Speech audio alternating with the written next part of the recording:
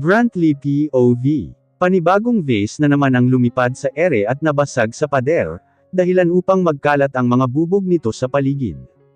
Raquel, calm down. Kaagad na natabingi ang ulo ni Brantley, nang malakas na tumama sa kanyang pisngi ang palad ni Raquel, nang tangkain niya pa itong lapitan at pakalmayan, dahil sa kanina pang pagwawala nito. Shut up! How am I supposed to calm down, huh? How can they already be made out? How did that happen? Alexa isn't the type to forgive and surrender to him. Isagani isn't the type to lower his guard. Why did this all happen before I could even make a move? Halos sabunutin ni Raquel ang sarili nitong buhok, sa napakatinding galit at panggigigil na hindi malaman kung kanino o paano nito ibubuntong. Kaya naman nang tangkain ulit ni Brantley na pakalmayan ang babae, ay muli siyang nakatanggap ng sampal, na sundan pa ng mga hampas. It's your fault. Kasalanan mong lahat, dahil napakabagal mong kumilos. They already found their son, the heir of Santiago. Ano pang magagawa natin ngayon? Kitang-kita mo naman kung gaano sila kaayos tingnan sa harapan ng kamera. Isagani would never do something like this before, if they're only trying to fake anything. Worst of all, they already knew something against me. Please Raquel, you need to calm down first. Subalit kahit anong pagtatangka niyang pagpapakalma kay Raquel, ay sadyang hindi siya nito pinapakinggan. Nagliparan na naman ang iba't ibang babasaging kagamitan. Basta't mahawakan nito. Alexa, that which should just finish now. Pinanood niya ang mabibigat na hakbang ni Raquel, patungo sa linya ng telepono, saka ito may tinawagan, finish her now. I don't care, kung ilang tao ang masasakripisyo rito, basta matapos nyo lang ang babaeng yun. Wag na wag kayong titigil, hanggat hindi nyo nagagawa ang pinapagawa ko. Brantley watches his beloved girlfriend crazy. Blanko ang ekspresyon sa kanyang mukha, habang patuloy pa rin ang pagwawala ni Raquel. This isn't what she promised him before. Matagal na niyang minamahal si Raquel, dahil lang ang nag-iisang taong nagligtas sa kanya sa bingit ng kamatayan, noong sila'y nasa bahay ampunan pa lamang. She took care of him before, giving him all of her food when he received nothing from that orphanage. She basically provides the most important things for him to survive, when he thinks he's going to die all alone. During those dark times, Raquel was there to lighten up his life. Kahit pa noong umalis na ito sa bahay ampunan, hindi siya nito kinalimutan. Kaya utang na loob niya ang buhay niya kay Raquel. He dedicated the rest of his life to her. He worked hard just to meet her standards, so one day he'll be of great use to her. Alam niya sa sarili na ang pagkahumaling niya kay Raquel, ay walang hangganan. Dahil nagawa nga niyang sundin ang sinabi nito sa loob ng 3 taon Dahil pinanggako sa kanya ni Raquel, na sa oras na magawa niya lahat ng ipinapagawa nito, papayag itong pakasalan siya. Subalit bigla na lamang lumihis ng landas, ang sanay kanilang gustong makamit sa buhay. Simula nang malaman nilang si Isagani mismo ang bumili kay Alexa, mula sa black market na iyon, ay nagkandeleche-leche na ang lahat. Wala nang inatupag si Raquel, kundi ang 2 taong yun, at para bang kinalimutan na nito ang pangako sa kanya noon. Totoo namang nagtagumpay siya sa lahat ng pinagawa ni Raquel noon, para makamit ang pangako nito, pero hindi na niya kasalanan ang mga sumunod pang pangyayari. Slowly, Brantley is reaching his limits, and showing patience with Raquel. Hanggang kailan pa sila tunay na magkakasama? He doesn't even get it. Why is his beloved so obsessed with Santiago wealth and power? Ano pa ba ang kailangan niyang isakripisyo at gawin, para siya na lang ang intindihin ni Raquel? He can't help but think of finding a way to put an end to this. Without having Raquel mad at him. Without her pushing him away. Hindi ko na to pwedeng patagilan. I have to take action on my own. Puno ng pagiging desperadang saad ni Raquel, na bumaling ng pansin sa kanya. Napabalik siya sa wisyo. Anong ibig mong sabihin? What else would you do, Raquel? I'm not going to tell you, baka pumalpak pa. Mabuti pa, intindihin mo na lang kung paano mo magagawa ng paraan ang pagkuha sa anak nila Alexa, at kung paano mo sila mahahanapan ng butas sa publiko.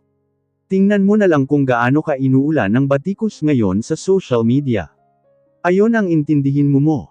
Pagalit siyang tinarayan ni Raquel, kapag Juan ay tumungga ng isang bote ng alak, para pakalmihan ang sarili. Naikuyom niya ang dalawa niyang kamao, at mariing na palunok. Noong una pa lang, ay alam na niya ang kinalalagyan ng anak na yun ni Alexa. Subalit ang kunin ito ang bukod tangi niyang hindi magawa-gawa. Because it's still fresh in his memories, noong bata pa siya ay puwersahan siyang nilayo sa kanyang ina, at doon nagsimula ang kanyang bangungot nang mangyari iyon. He believed that a child was innocent. Kahit pamalaki ang galit niya kay Alexa, dahil ito ang nakasama niya imbes na si Raquel, he can't bear the thought of separating the child from her.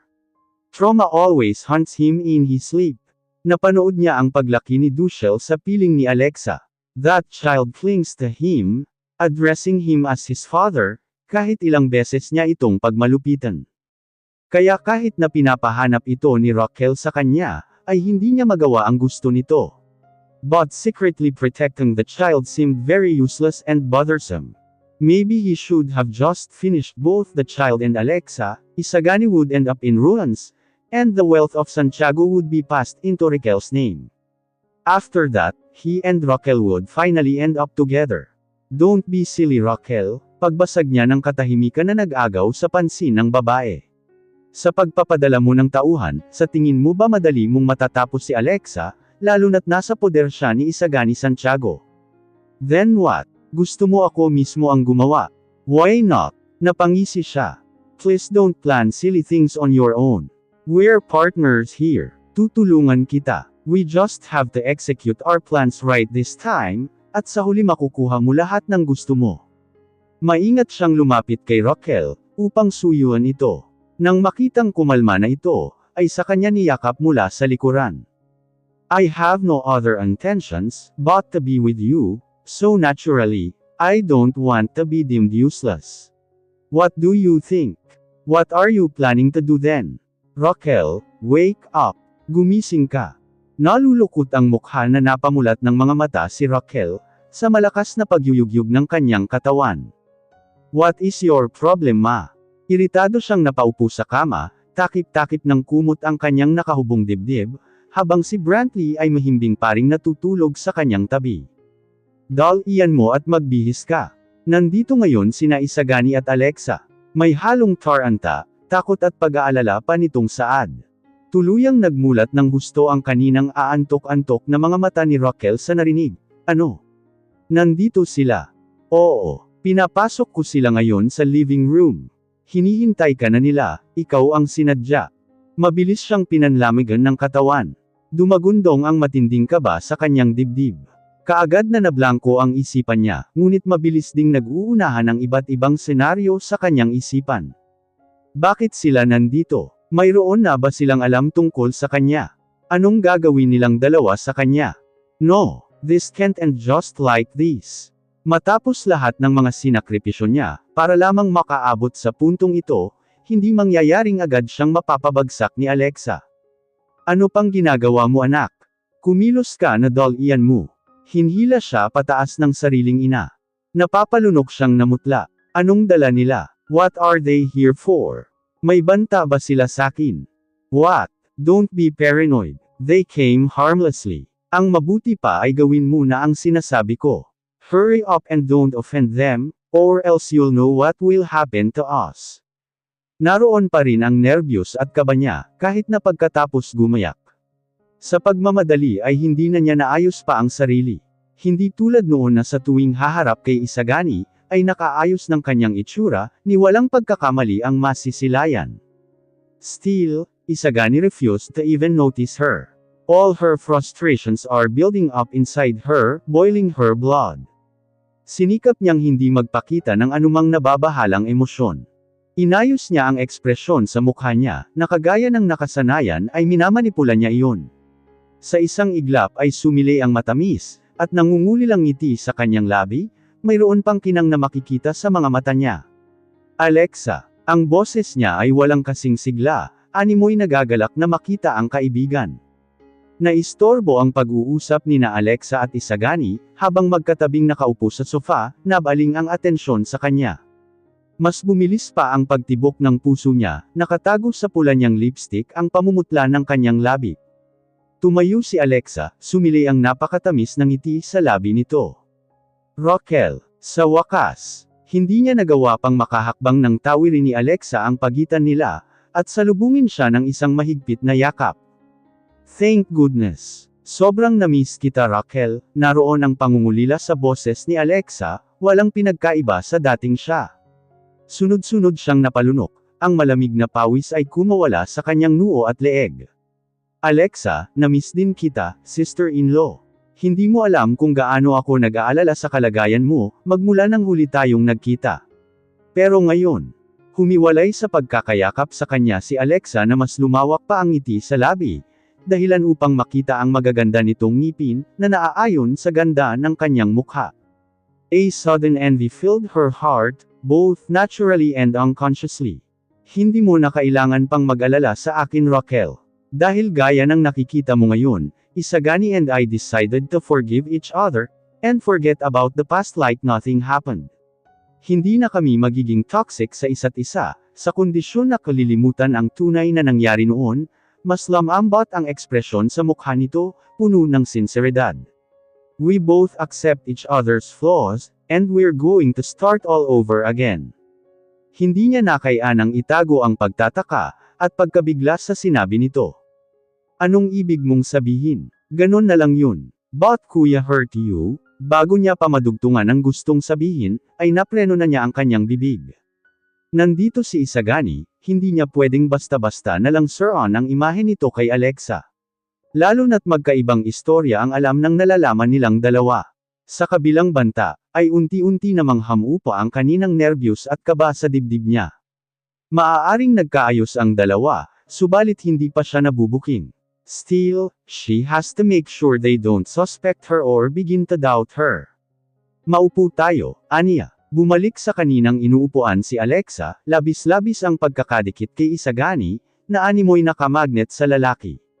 Habang siya naman ay naupo sa kaharap nilang dalawa, na pinagigitnaan pa ng maliit na babasaging lamesa. May kung anong karayom ang tumusok sa puso niya, nang makita ang pagpulupot ng mga braso ni Isagani sa baywang ni Alexa. Kaya naman, inagaw niya ang atensyon nito. Kung ganon, totoo pala talaga ang napanood ko sa TV kahapon kuya After all of what you did to Alexa, and what she did to you, dito pa rin pala ang bagsak ninyong dalawa. Magkakaayos lang din naman pala kayo, pinahirapan niyo pa ako.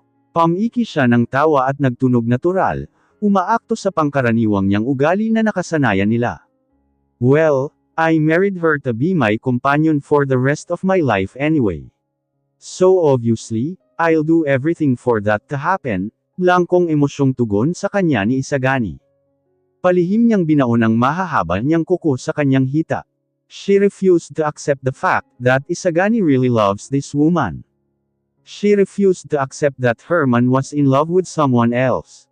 She refused to even think that Herman had done everything he could to find this woman, and trap her in his arms. Raquel's psychotic mind made her vision blurred.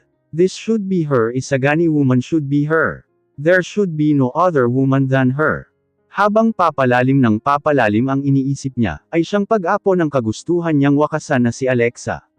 Gusto na niya itong tapusin at tuluyang mawala sa landas niya. She suffered enough, paniguradong handa na itong matapos sa mga kamay niya.